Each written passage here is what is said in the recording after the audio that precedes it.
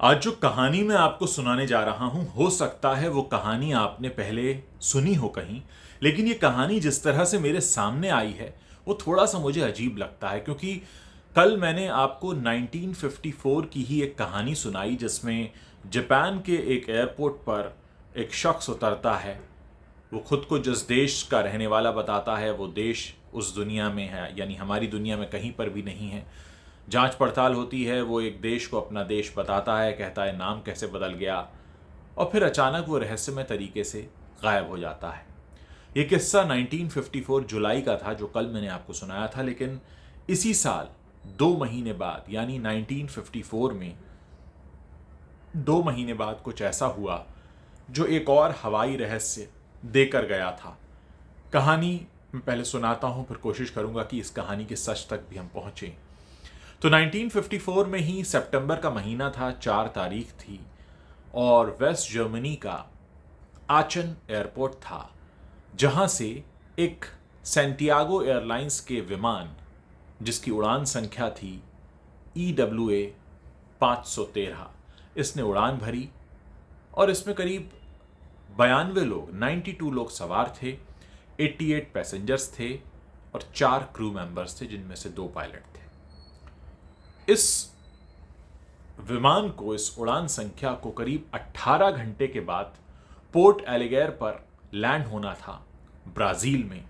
18 घंटे की उड़ान थी, लेकिन 18 घंटे पूरे हो पाते और ये विमान सभी यात्रियों को लेकर ब्राजील के पोर्ट एलिगेर पहुंचता, उससे पहले ही इस विमान का संपर्क ATC से छूट गया, एयर ट्रैफिक कंट्रोल से।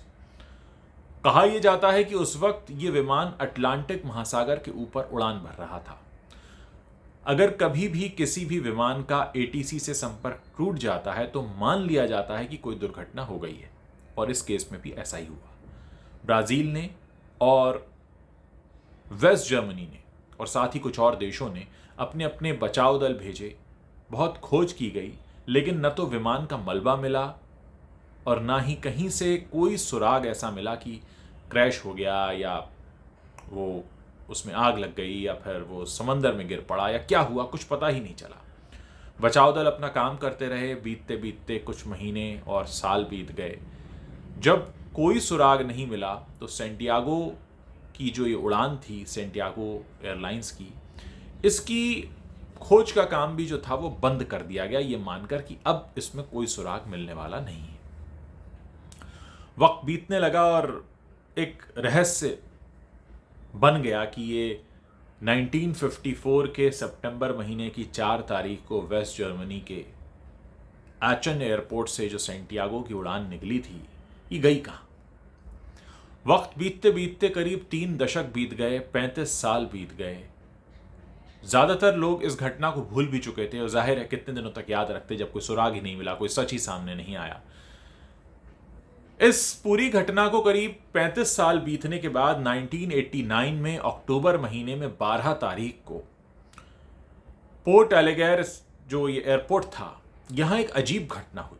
और ये घटना इतनी अजीब है कि सुनकर आपको लगेगा कि क्या सुन रहे हैं आप और मैं क्या कह रहा हूं। पोर्ट एलिगेर एयरपोर्ट पर ATC जो टार है वहां बैठे हुए कुछ लोगों को 12 अक्टूबर 1989 की आपको बात बता रहा हूं, यानी करीब करीब 35 साल हो चुके हैं इस घटना को हुए कि वो उड़ान संख्या गायब हो गई विमान। एक आसमान में विमान दिखता है पोर्ट एलिगेर के।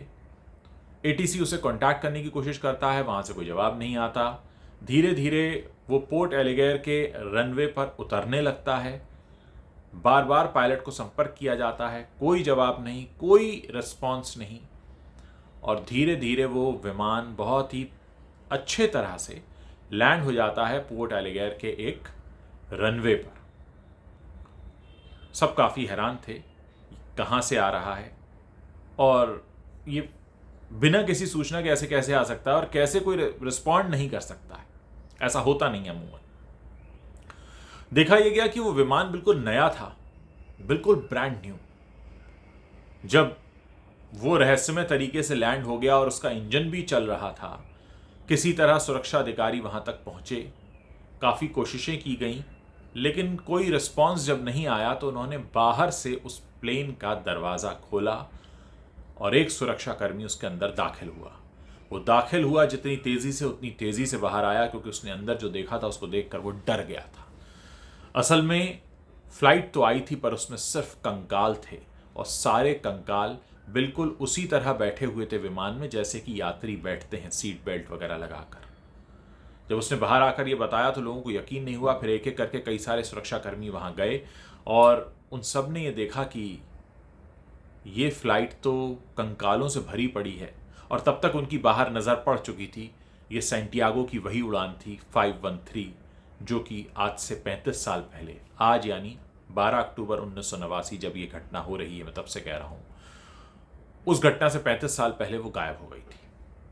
अब सुरक्षाकर्मी धीरे धीरे कॉकपिट की तरफ बढ़े तो देखा कि दो जो क्रू मेंबर्स थे वो भी उसी तरह से सीट बेल्ट लगाए बैठे हुए थे कंकाल की शक्ल में। और अंदर जो दाखिल होते हैं वो तो देखते हैं कि पायलट का हाथ भी जो उनका कंट्रोल यूनिट होता है उस पर है, ताकि वो कंट्रोल यूनिट पर वो हाथ था, शायद इसीलिए वो लैंड हो पाया। लेकिन बहुत सारे अनसुलझे सवाल इस घटना के साथ थे।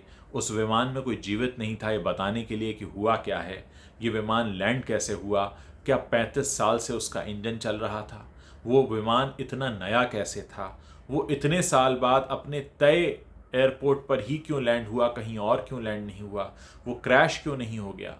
अब इसको लेकर तमाम तरह की खबरें आने लगीं। खबरें ये भी आने लगीं कि क्या ये कोई एलियन घटना थी, या किसी टाइम टनल में घुस गया था ये विमान, या किसी ने कोई प्रयोग किया था। ऐसी क्या बात थी जो ये विमान क्रैश नहीं हुआ, 35 साल तक इसका इंजन चलता रहा, इतना ईंधन कहाँ से आया, क्या कोई इसमें ईंधन भर रहा था, क्या एलियंस इसे अपने साथ ले गए थे। ये तमाम बातें अखबारों में छपती रहीं, और ये छपती इसलिए रहीं क्योंकि इनका जवाब किसी के भी पास में नहीं था। और जब ये घटना जिस वक्त इस अखबार में छपी, बाद में उस अखबार को लेकर ही लोगों के मन में संशय आने लगा, क्योंकि उस अखबार की रेपुटेशन भी कुछ खास अच्छी नहीं थी, और उस वक्त इलेक्ट्रॉनिक मीडिया और सोशल मीडिया भी नहीं होते थे जो उसका कोई वीडियो फुटेज बनाया गया होता या कोई ऐसी रील होती जिससे पता चलता कि हाँ वाकई ये घटना हुई है। तो कहा यह जाता है कि ये घटना कितनी सच है इसको लेकर भी संशय है, क्योंकि ब्राज़ील पर भी कई तरह के सवाल उठे और बहुत से वैज्ञानिकों ने कहा कि अगर ऐसा हुआ था तो विज्ञान के लिए एक बहुत बड़ा रहस्य था, बहुत सारे साइंटिस्ट को इनवाइट किया जाना चाहिए था और बहुत सारे लोगों को मौका दिया जाना चाहिए था ताकि वो उसका अध्ययन कर सकें। क्योंकि अगर एक फ़्लाइट गायब हुई थी तो हो सकता है फिर कोई और फ्लाइट गायब होती, और अगर इस तरह की जितनी भी फ़्लाइट्स गायब हुई हैं आज तक, और भी कई फ़्लाइट्स गायब हुई हैं, तो शायद उनके रहस्यों को समझने की एक कोशिश भर होता ये। लेकिन तमाम जांच पड़ताल के बाद इस घटना का पूरा सच कभी सामने नहीं आया।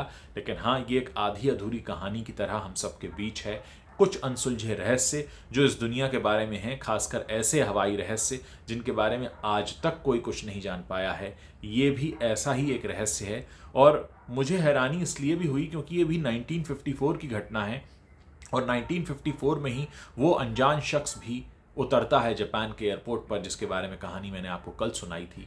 तो क्या उस वक्त कुछ लोग थे जो दूसरी दुनिया से हमारी दुनिया में आना चाह रहे थे, या हमारी दुनिया के साथ वो कुछ एक्सपेरिमेंट कर रहे थे, या वो यहाँ से कुछ ले जाना चाहते थे, या वो यहाँ कुछ देना चाहते थे? तमाम सवाल हैं, और मैं जानता हूँ इन सवालों के जवाब आज तक नहीं मिले हैं। इतने साल बीत गए, 1989 को भी इतने वर्ष बीत चुके हैं, कोई नहीं जानता कि क्या हुआ था। और सबसे बड़ी बात यह है कि ये जो सैंटियागो एयरलाइंस है, ये तो उसके 2 साल बाद ही बंद हो गई थी। जब ये घटना हुई थी 1954 में, 1956 के बाद बंद हो गई थी। अब ये विमान कहाँ, क्या कहीं पर लैंड नहीं हुआ? देखिए, अगर कहीं लैंड हुआ होता तो उस एयरपोर्ट से सूचना आती। क्या ये 35 साल तक विमान सिर्फ हवा में था, या किसी ऐसे बवंडर में फंस गया था जहाँ ये फंसा रहा और एक समय के बाद वहाँ से निकला? ऐसे तमाम सवाल हैं, इनके जवाब तो नहीं हैं। लेकिन हाँ, कुछ कहानियाँ ऐसी होती हैं जो क्योंकि हमारे आसपास हुई हैं इसलिए उनके बारे में जानने का मन करता है। खैर, पूरा सच कोई नहीं जानता, और अब उस अखबार पर भी उंगलियां उठती रही हैं पिछले कुछ सालों में कि क्या ये खबर वाकई सच भी थी या यूं ही मनगढ़ंत छापी गई थी, जैसे कि टैबलॉइड छापते हैं अक्सर झूठी खबरें।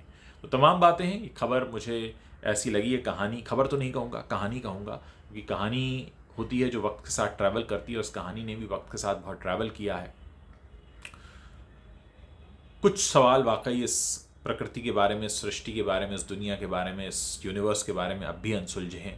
और कहीं ना कहीं ये कहानियाँ हमें बताती भी हैं कि हम भले ही कितना दावा कर लें कि हम इस दुनिया के बारे में बहुत कुछ जान चुके हैं, बड़ी तरक्की कर ली है साइंस ने, लेकिन हमारे जानने की भी एक सीमा है।